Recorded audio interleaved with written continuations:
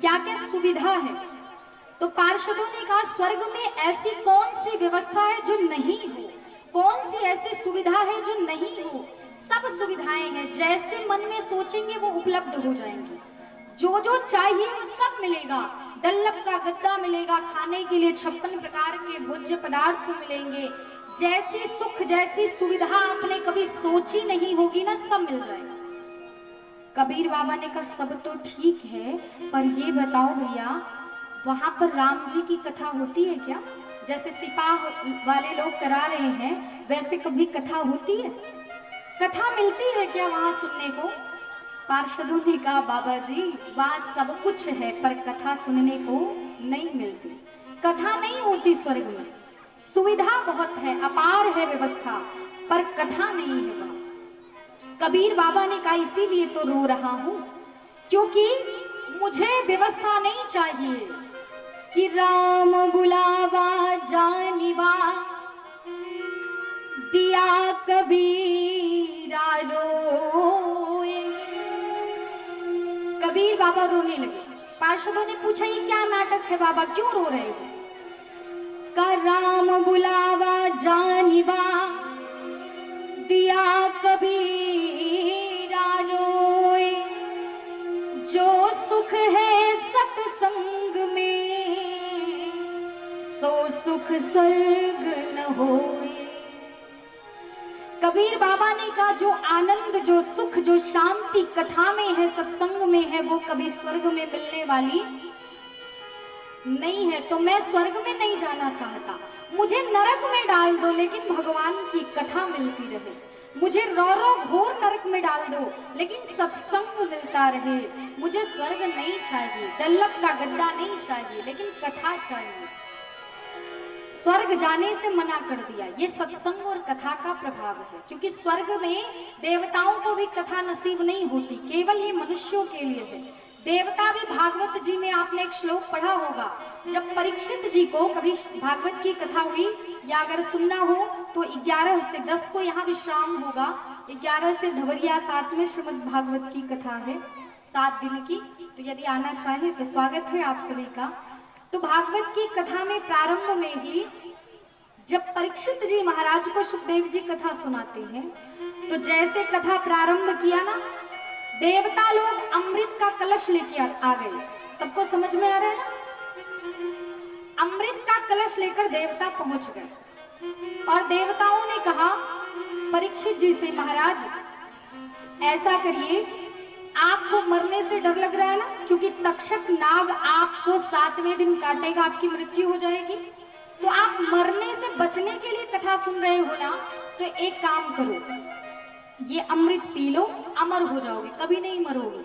अमृत ले लो और बदले में जो कथा सुनने जा रहे हो ना, कथा हमें दे दो। कथा आप मत सुनना, सुखदेव जी जो सुनाने जा रहे हैं कथा, उसे हम देवता लोग सुनेंगे और बदले में कथा के आपको अमृत दे रहे हैं, पी लो और अमर हो जाओ, मरने का डर समाप्त। परीक्षित जी के मन में द्वंद्व हो गया। परीक्षित जी ने जाकर के सुखदेव जी से पूछा, का गुरु जी देवता लोग आए हैं, इंद्रादि देवता अमृत लेकर आए हैं, क्या करूं? सुखदेव जी ने कहा भैया तुम्हारी मर्जी, मैं कुछ नहीं बोलूंगा।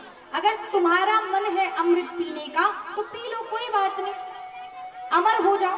परीक्षित जी ने कहा केवल मार्गदर्शन कर दीजिए, दोनों में फायदा किसमें ज्यादा है? अगर हम कथा रूपी अमृत का पान करेंगे तो अधिक फायदा है कि स्वर्ग वाले अमृत को पिएंगे, उससे ज्यादा फायदा होगा। तो सुखदेव जी ने कहा जो स्वर्ग से अमृत आया है ना, एवं विनिमयो जातो यथा राज्ञा प्रपीयताम प्रपास्यामो वयं सर्वे श्रीमद्भागवतम कथामृतम। कहा अगर आपने भागवत जी की कथा, जो भी कथा, राम कथा, भागवत कथा, भगवान की कथा, यदि भगवान की कथा रूपी अमृत को पी लिया, दोनों में फायदा देखना। अगर आपने भगवान की कथा को पिया तो उससे बहुत ज्यादा फायदा होने वाला है, अधिक फायदा होगा। लेकिन स्वर्ग वाला अमृत अगर आपने पिया तो स्वर्ग वाले अमृत को पीने से अमर तो हो जाओगे, स्वर्ग में चले जाओगे। लेकिन जब पुण्य खर्च हो जाएगा, जीवन से जो पुण्य समाप्त हो जाएगा, तो फिर नीचे ढकेल दिए जाओगे, फिर से जन्म लेना पड़ेगा। पुनरपि जननम पुनरपि मरणम, यही काम करना पड़ेगा। क्योंकि मान लीजिए आप किसी मेला में जाते हैं, सिपाह मार्केट में जाएंगे, तो मार्केट में कब तक घूमेंगे? जब तक जेब में पैसा है ना। पैसा खत्म हो जाएगा फिर क्या? पैसा खत्म हो जाएगा तो घर आना ही पड़ेगा ना, कि रात भर टहलोगे वही सिपाह में। जब पैसा खत्म हो जाएगा तो आना पड़ेगा, वही रोटी दाल अपने घर वाली। जब तक पैसा है तब तक तो खूब मेला में बाजार में घूमेंगे, पर जैसे जेब का पैसा खत्म हुआ, घर में आना ही पड़ेगा।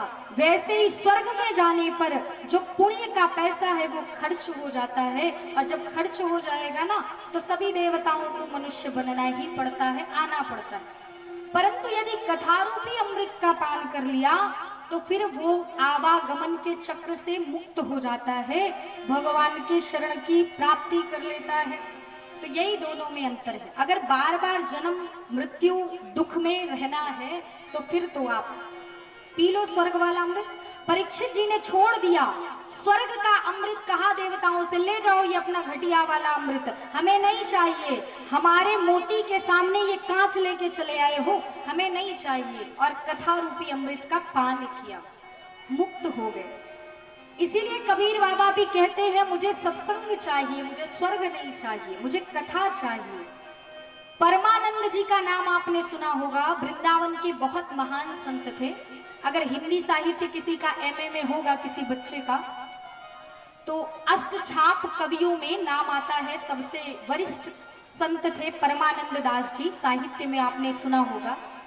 परमानंद दास जी भी जब मरने वाले थे ना, भगवान के बहुत बड़े भक्त थे।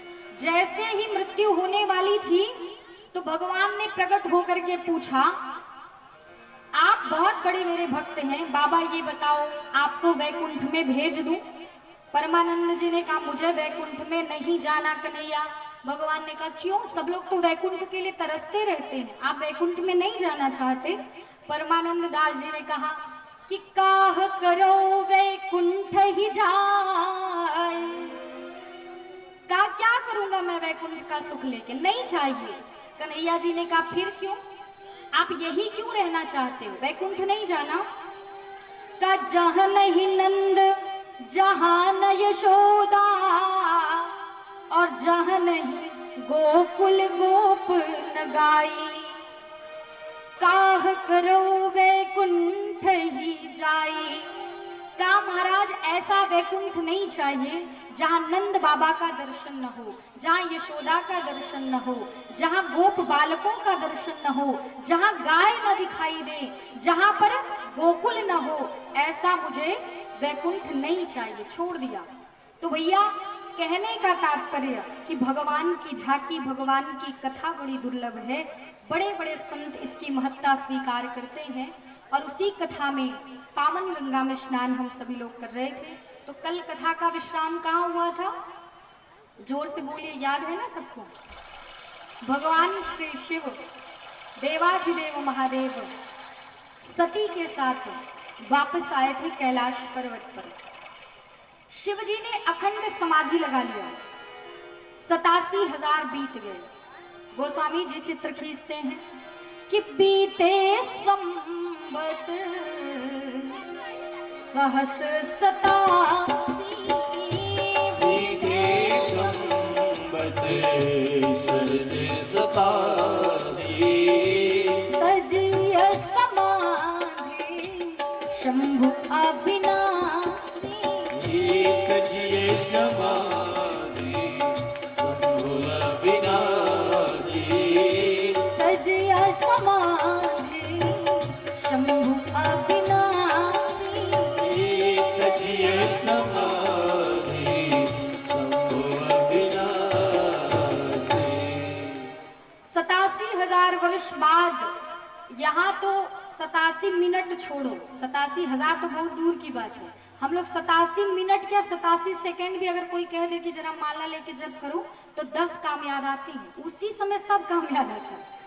जैसे अगर एकांत में पूजा करने बैठिए ना, तो दुनिया के जितने काम है उसी पूजा के 5 मिनट में सब याद आ जाएंगे कि भैया बेटे की टिफिन तैयार करनी है, तो कहीं अपने स्कूल जाना है, तो कहीं फला की व्यवस्था करनी है। याद आता है ना आप लोगों को? गाय को चारा डालना है, सब उसी समय याद आएगा। लेकिन विचार करना, शंकर जी 87,000 वर्ष तक अंतर्मुखी तपस्या करते। तो शंकर जी जब जागे 87,000 वर्ष बाद, तो क्या किया? राम राम शिव सुमिरन लागे। याद करना, रामचरितमानस बार बार सिखाती जीवन को जीना कैसे। जब भी हम लोग सुबह में जगे ना, प्रातः काल जगे, तो क्या करना है? आजकल क्या करते, जैसे प्रातः काल उठते पहले तो मोबाइल उठाते हैं लोग, मोबाइल में चेक किया जाता है किसका मैसेज, किसका कॉल आ गया। परंपरा समाप्त हो गई। और पहले क्या होता था, जब भी जागे तो पहले भगवान के नाम से जागरण होता है। शिव जी जब भी जागते हैं, और जागा हुआ उसी को समझना चाहिए जो भगवान का नाम ले, बाकी तो सब सो रहे हैं। मोह निशा सब सोवनिहारा। जागने वाला वही है जो जागते ही मुख से भगवान का नाम उच्चारण करे। पहले जमाने में जब लोग मिलते थे प्रातः काल में, सब लोग बूढ़े बुजुर्ग, यहाँ बहुत अच्छे अच्छे लोग बैठे हैं, उम्र में अनुभव में बड़े हैं, बहुत अच्छे लोग हैं। सब लोग उठते थे तो एक दूसरे से प्रेम से मिलते थे, जय सिया राम राधे राधे बोलते थे। आजकल तो घर वाले आपस में बात नहीं करते, बाहर वालों की तो छोड़ो, घर में बूढ़े बुजुर्ग से कोई बात करना उचित ही नहीं समझता।